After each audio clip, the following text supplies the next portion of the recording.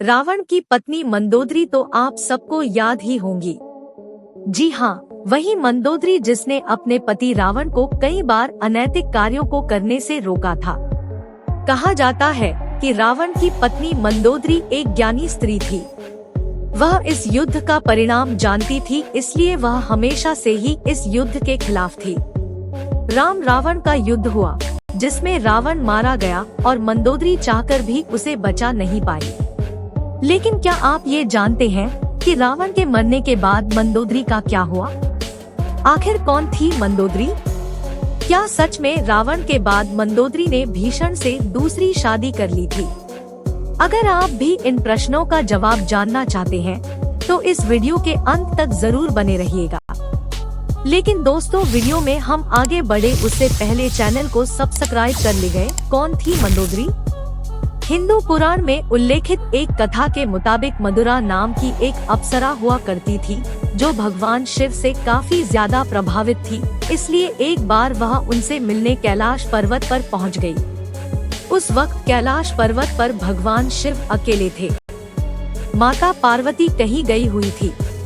कथा के मुताबिक भगवान शिव को कैलाश पर्वत पर अकेला पाकर अप्सरा मधुरा उन्हें लुभाने की कोशिश करने लगी। कुछ देर बाद जब देवी पार्वती कैलाश पर्वत पर आई तो उन्होंने मधुरा के शरीर पर भगवान शिव में लगा हुआ पाया, जिसे देखकर माता पार्वती क्रोधित हो गई और क्रोध में आकर उन्होंने मथुरा को श्राप दे दिया कि तुम अगले 12 वर्ष तक मेढक के रूप में जीवन व्यतीत करोगी। माता पार्वती का श्राप और क्रोध देखकर मधुरा डर गई और हाथ जोड़कर उनसे माफी मांगने लगी। इसके बाद माता पार्वती ने उसे कहा कि सही समय आने पर तुम श्राप मुक्त हो जाओगे, और जैसा कि माता पार्वती ने श्राप दिया था, अब सारा मधुरा तुरंत ही मेढक की बन गई, जिसके बाद वह धरती लोक पर विचरण करने लगी। मेंढक रूपी मधुरा पृथ्वी लोक पर किसी तरह अपने दिन गुजार रही थी। लेकिन तभी एक दिन अचानक एक भयंकर सांप मेढकी को खाने के लिए उसके पीछे पड़ गया। मेढकी अपनी जान बचाने के लिए भागने लगी और भागते भागते वह सप्तऋषियों के आश्रम में पहुंच गई, जहां उन्होंने खीर बनाने के लिए खीर का बहुत बड़ा बर्तन लकड़ी के चूल्हे पर चढ़ाया हुआ था। जब सांप मेढकी को दौड़ाया तो वह उछलकर उसी खीर के बर्तन पर बैठ गई। जब सांप आया तो वह उससे बचने के लिए बर्तन के एक छोर से दूसरे छोर पर उछल गए। सांप भी उसके पीछे मेढकी को पकड़ने के लिए उस बर्तन पर चढ़ गया और दूसरे छोर पर जाने की कोशिश करने लगा। लेकिन दुर्भाग्य से वह फिसलकर खीर के बर्तन में गिर गया और खीर गर्म होने के कारण करते ही वह मर गया। किंतु अब मेढकी को यह चिंता सताने लगी कि जब ऋषिगण यहाँ आएंगे और वे यह खीर खाएंगे तो जहरीले सांप की वजह से उनके मृत्यु हो जाएगी, और मेढकी यह हरगिज नहीं चाहती थी उसकी वजह से सप्तऋषियों की जान जाए। इसलिए वहीं बैठकर ऋषिगण का इंतजार करने लगी। जैसे ही ऋषि वहां आए, वहां उनके सामने ही तुरंत खीर के बर्तन में कूद गई। ऋषियों ने मेंढकी को बर्तन में कूदते हुए देख लिया, इसलिए उन्होंने सोचा कि अब तो यह खीर खाने योग्य नहीं है, और उन्होंने खीर को वहीं फैला दिया। खीर फैलाने पर उन्होंने देखा कि उस बर्तन में मेढकी के अलावा एक सांप भी मरा हुआ है। यह देखकर सब ऋषि तुरंत समझ गए कि इस ऋषिगण ने हम ऋषियों की जान बचाने के लिए अपने प्राणों का बलिदान दे दिया कि किस नेकदिली को देखकर सभी ऋषियों ने अपनी शक्ति से उस मेढकी को जीवित कर दिया और उसे कन्या का स्वरूप दे दिया।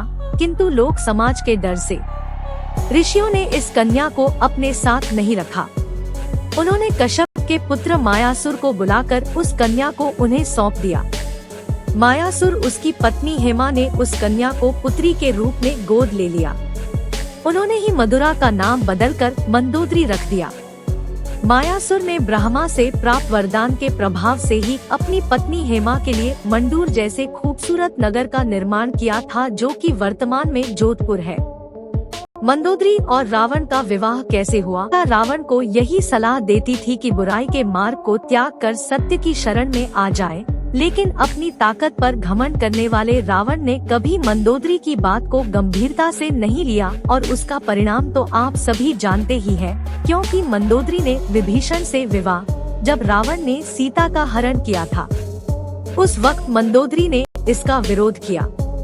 उसने रावण को मां सीता को पुनः राम को सौंपने को कहा था, लेकिन रावण ने मंदोदरी की बात को अनसुना कर दिया। प्रचलित कथाओं के मुताबिक राम रावण के युद्ध में विभीषण और मंदोदरी सहित कुछ गिने चुने लोगों को छोड़कर रावण के पूरे कुल का नाश हो गया था। रावण की मृत्यु की खबर जब दूसरी को मिली तो वह विलाप करते हुए युद्धभूमि में पहुंच गई और रावण के शव को देखकर बहुत तेज आवाजें निकालकर रोने लगी। कहते हैं वह युद्ध भूमि में मंदोदरी की नजर प्रभु श्री राम से भी टकराई। मुताबिक मंदोदरी पतिव्रता नारी थी, वो अपने पति के प्रति पूरी तरह से समर्पित थी। इतनी महान ज्ञानी और पतिव्रता नारी ऐसा निर्णय नहीं ले सकती। ऐसे में रावण की मृत्यु के बाद मंदोदरी का विभीषण से विवाह करना एक कल्पना के अलावा और कुछ नहीं है। वैसे दोस्तों, आपको क्या लगता है कि क्या मंदोदरी ने विभीषण से दूसरा विवाह किया था? उम्मीद है कि आपको आज की यह वीडियो पसंद आई होगी। अगर हाँ तो इस वीडियो को लाइक करें और सब्सक्राइब कर लें।